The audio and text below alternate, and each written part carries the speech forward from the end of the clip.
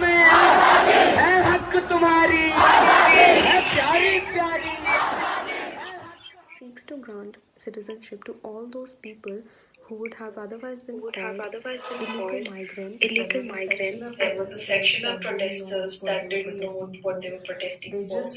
They just sat there because they hated the ruling government or they supported the opposition. May be useful to filter out the people who may have crossed border in the past illegally. So I feel like CAA is a very unnecessary and unsecular act. CAA has just created a communally charged environment in our country. There were so many slogans used, they were so interesting. One of my favorites was Chai wale teri chai T को unsecular. कैसे बांटोगे सबका ही खून तो शामिल है तुम police से लठ पड़ा दोगे तुम पैदल आएंगे हम कागज नहीं दिखाएंगे. Hello and welcome to JSJC TV. I am Aakash Narang, a student of General School of Journalism and Communications, and I'll be moderating this panel discussion on CAA and NRC. The outbreak of coronavirus has silenced the anti-CAA protests as the attention shifted towards the pandemic and then the farm bills. The term CAA had lost its presence in the coverage of mainstream media channels and in the statement made by political leaders. On 11 December 2019, the Citizenship Amendment Bill was passed in the Lok Sabha, and exactly an year after, surprisingly, the word CAA is back in the statement and the speeches made by the BJP leaders. I believe in politics, what seems like your biggest loss can sometimes give you profit like never before. And to discuss this issue of CAA in greater detail, today we are joined by Aditya. He's a final year student at Government Law College. He's a visiting faculty at Indian Institute of Democratic Leadership. He's also the founder and editor of YouTube channel blog Bharat Bhagya Vidata. His channel deals with the issue of national importance. Our next panelist for the discussion is Prisha Agarwal. She's a student at Shahid Sukhdev College of Business Studies. She has been part of many debates and panel discussions on topics like religion and morality, and how disruptions in parliament are threatening the Indian democracy. And Shinoy has joined in as a political analyst. He's a UPSC aspirant, author, and social media influencer. Welcome and thank you guys for joining in. I'm glad all of you could be here. So my first question is to you, Aditya. How do you analyze the impact of CAA on our nation state? How do you view the change the CAA has brought in our Citizenship Act? All right. First of all, the videos which were mentioned before said they were undemocratic and secular. Let's deal with secular later. Let's deal with whether it's democratic or not first. Yeah. In the 2014 manifesto of BJP, Citizenship Amendment Act was present, and it was a promise by Bharatiya Janata Party and then NDA government that we will implement Citizenship Amendment Act and NRC. Officially, on all political science terms, we can say that the Bharatiya Janata Party and NDA asked votes to the people on this mandate that we and other mandates, but one of them was implementing CAA. You know now the results of the 2014 as well as 2019 elections. Rajya Sabha, they did not have majority in 2014. They got some majority in 2019, manageable to pass the bill. So now the question comes whether it has changed anything. One, yes, it has changed the timeline, and second, it has reduced the penalty for persecuted people who have crossed borders in the fear of their life and nothing more. That one problem changes in the Bangladesh aspect because from 1970s, not only fear of life but also economic importance and economic challenges in Bangladesh have pushed minorities in Bangladesh towards the northeast India. So that is the topic to be dealt separately. But CA has major two aspects. One is the reduction of admissibility of naturalization, and the second is to reduce the penalty or nullify the penalty for people who have crossed the borders illegally. Shinoy, would you like to add something to this? So talking about the CAB and CAA, it basically grants citizenship to all the people who are residing in the country. For that, we have to first basically accept the fact that there are illegal. Moreover, it also grants citizenship to the people who are working for more than 6 years in our country and are contributing on a daily basis to the economy and still not getting all the privileges that are given to citizens of the country. But in the meantime, while I was preparing for this answer, revising for this answer, memorizing this answer, the words that even I said, and I was flabbergasted to know that words like neighboring country, religious minority, persecution, refugee, and refuge are not at all mentioned in the official document. Because if neighboring countries would be included, countries like Sri Lanka and Myanmar would also be included. If words like religious minority will be included, the Sri Lankans that are residing in Tamil Nadu would be included. And if words like persecution are included in the official document, the people of Tibet will be included. And if words like refuge and refugee are included in the official document, it will be directly linked to the convention for the refugee that is of the United Nations, and the BJP and the government of India is in not at all in the motive or in the mood to be linked to the UN or the Convention for National Refugees. So that's all I want to say. Prisha, how do you react to these views and how do you view the Citizenship Amendment Act?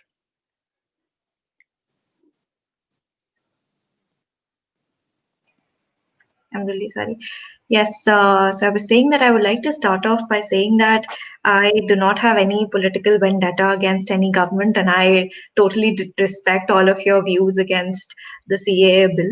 And I would like to say that I have some questions in mind that I would like the people who are actually aggressively protecting and promoting this bill to answer. And I would be really happy if you could answer those questions and assuage some of my concerns there. So, firstly, like this bill has been set up as a test to the citizenship of the people of this country, not necessarily all people, the illegal migrants specifically. And this is actually a little bizarre because a lot of people in this country still do not have birth certificates, and the situation gets really exacerbated when you go to the slum areas. You meet minorities, you take marginalized communities. The situation gets really bad there. So here, what the government essentially is trying to do is that they're asking people who do not have the right documentation that, hey, you do not have the right documentation with you to prove that you are a citizen of this country, then what is your religion? If you belong to these 6 specific communities that they have mentioned, then we may have a recourse available for you. We might look into your citizenship and you might get citizenship there. But then if you're Muslim and if you do not have citizenship, then you might as well go to Pakistan, Bangladesh, or Afghanistan and get your citizenship there, because these are all Islamic nations and these might be able to accommodate you there. So like the entire premise here is wrong on so many levels. Like here, why is the government cherry picking certain people and actually disbarring all those others, like the except those 6 communities that are there?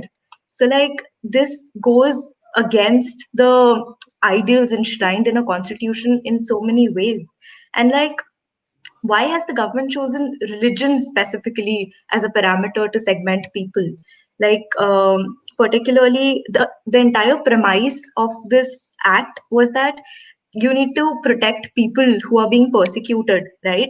So, why has religion been taken as a basic parameter? There is oppression happening on a lot of different levels. There is racial oppression, there is gender oppression, there is economic oppression, and there is oppression that a lot of journalists these days are facing. So why has religion been taken as a parameter there? So like I would like answers to all those questions here, and I would be really happy if any of you could answer those. I can sense that Aditya wants to answer this and pick it up. So yeah, Aditya, what do you want? Just two of my concerns actually. Very humbly, actually, I think there has been some confusion between NRC and the Citizenship Amendment Act, because Citizenship Amendment Act in geographical jurisdiction does not deal with India. That's the first point. It deals with 3 countries, which are Bangladesh, Pakistan, and Afghanistan.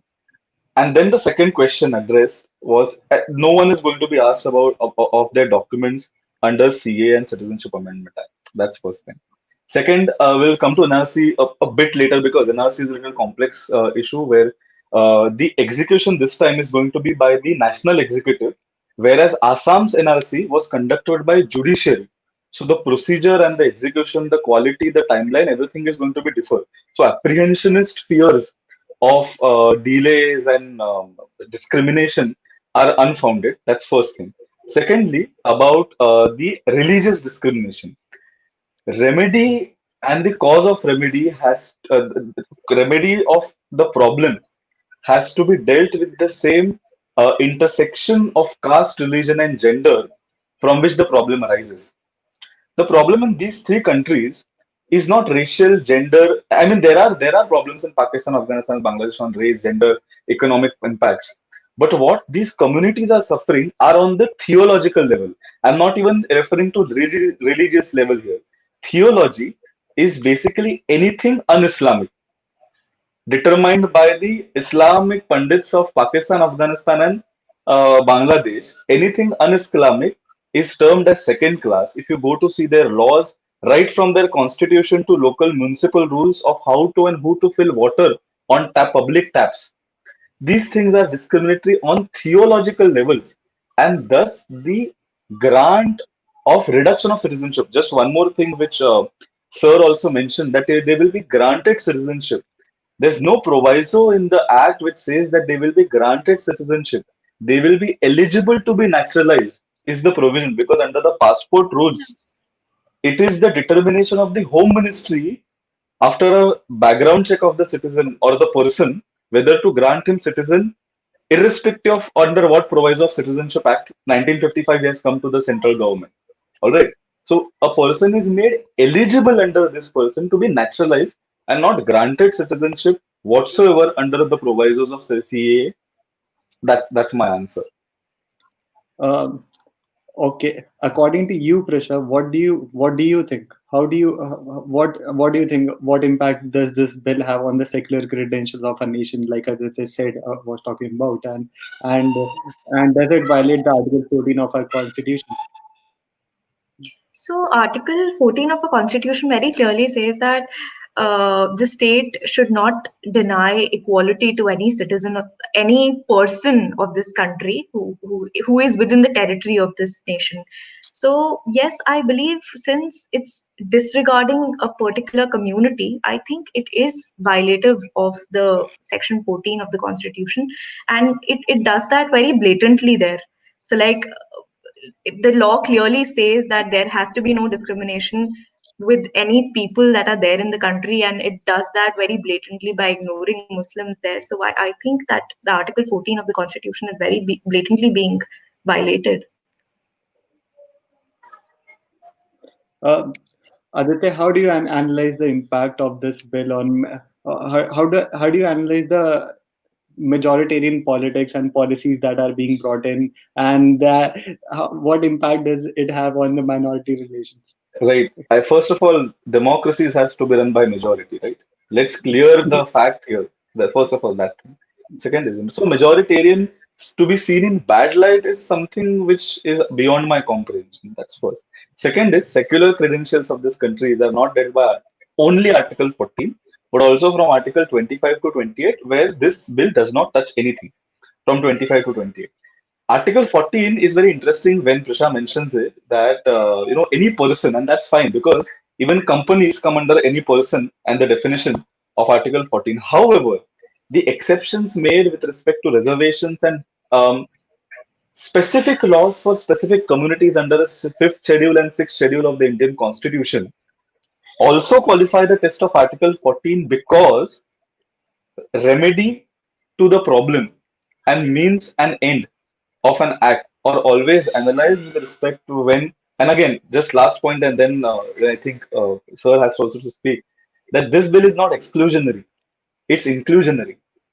In theological level, more than 1200 people on from different sects reside in these six nations, in these three nations, 1200 plus theological based communities. Only six are included. No one is excluded as such.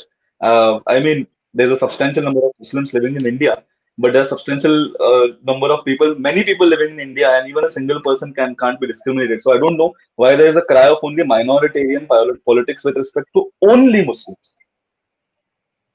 But I Okay, would like so to, yeah, I'm go sorry ahead. to interject there, but I would like to say that you said that there's a theological basis for it. Like, but where did this theological basis come from? Like, why is the government just sticking to it and not other forms of discrimination that is happening? Like, why has this been chosen specifically? Okay. Only one problem. It's life threatening, right? If your life is endangered with a theological discrimination in other country, and you have to run away, see, running away from my home is not a pleasant experience from me, right? For anyone. So The people degree are running. of the degree of theological discrimination is so extreme, and again, because sir cited international reports, go and check international reports of discrimination of minorities in these three nations, and it's so extreme that they have to run away from their homes and come to somewhere where they'll get the protection. We all know about the plight of Rohingya Muslims there. So they're living in adverse conditions in Myanmar. So like why have they not been included here? And we all know about Ahmadiyas in Pakistan. Like there is death penalty law against them there. So like the degree of the oppression is something that we cannot compare here. Like it's worse in all scenarios. Like Ahmadiyya, you cannot say that they are not suffering at the same level as Hindus in some other countries are. Yeah, not just Ahmadiyas. I would like to add to that Shias in Afghanistan, they have Yes, already migrated to Pakistan, and after that, Shias are being treated like Dalits used to be treated in India, or they can be, and it the problem is very big. We can't just keep it in. We can't just use one or two points to just say analyze it and say everything about it. But yeah, the but we have to somehow see that CA is somewhat creating problems, and the minorities are being threatened. They feel a threat. They feel a threat. They're not being threatened. They feel a threat, and that should be addressed by the government. And yeah, I think that should be solved through dialogue, more and more dialogue, and the government should works towards making minorities make minorities feel more safe. And I think that's all the time that we have for today. It was great talking to everyone over here. Thank you for everyone who watched this discussion. Thank you so much, guys, for joining in. I can't thank you enough for joining in. Thank you so much. thank you. Thank you so much, Akash. Yeah.